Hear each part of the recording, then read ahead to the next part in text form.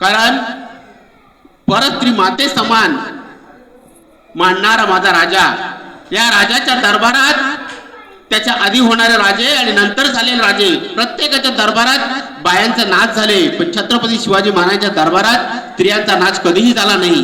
कारण स्त्री शौकीन नव्हते ते. शिवाजी महाराजांनी 8 लग्न केले, 8 राण्या होत्या.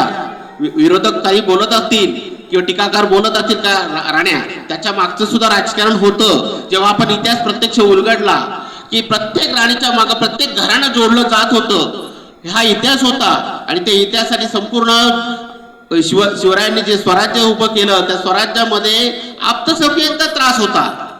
म्हणजे आपलेच मराठी बांधव एकमेकाचे पाय खेचत होते आणि ते एकमेकाला मागे पुढे फक्त बादशाची चाकरी, मनसबदारी आणि काही तुटपुंजा पगारासाठी किंवा काही हुद्द्यासाठी हे करत होते.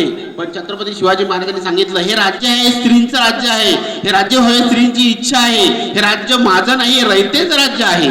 आणि ते रयतेच्या राज्यासाठी तुम्ही सर्वांनी मला साथ द्या. मला राजा व्हायचं नाही, तुम्ही राजा व्हा, मराठी कोणीही राजा व्हा. जेव्हा एक प्रसंग होता, औरंगजेबाचा मिर्झा राजा आला आणि जेव्हा त्याच्या अगोदर दिलेर खानाने मुरारबाजीला मारलं, अगोदर बाजी प्रभू गेले, तर अशा परिस्थितीमध्ये शिवाजी महाराजांनी मिर्झा राजाला सुद्धा शह देऊ शकले असते. अफजल खानाला तसा शह दिला, अफजल खानाचा तसा वध केला, मिर्झा राजाला देऊ शकले असते. पण एक एक मराठा सरदार त्यांना जीवापेक्षा प्यारा होता, एक एक मराठा मावळा त्यांना प्यारा होता. म्हणून त्यांनी तह केला आणि त्या तहामध्ये 23 किल्ले जिंकलेले औरंगजेबाचे परत दिले.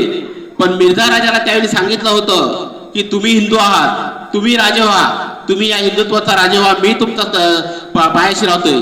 पण मिर्झा राजाच्या डोक्यात होतं फक्त बादशाची चाकरी आणि मान मातब्बर. पण अशा छत्रपती शिवाजी महाराजांबद्दल बोलायचं झालं तर म्हणतात, आकाशाचा कागद केला आणि समुद्राची शाही केली तरी संपणार नाही. आज तुम्हाला एक इतिहासाचं 4थं पुस्तक आहे, प्रत्येकाचे एक एक धडा प्रसंग आहे. तो जर प्रसंग सांगायला गेला तरी संध्याकाळ होईल. कारण आपण आता मोठे जसं आपण वरच्या वर्गात शिक्षण घेतलं तसा इतिहास छत्रपती शिवाजी महाराजांचा आहे.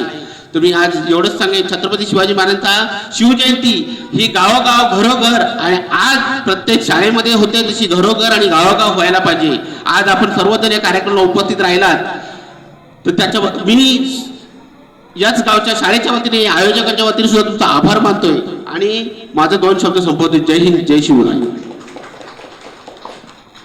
धन्यवाद कोळी सर. त्यांनी सांगितलं की शिवाजी महाराजांचा इतिहास असा आहे की आकाशाचा कागद केला आणि समुद्राच्या पाण्यात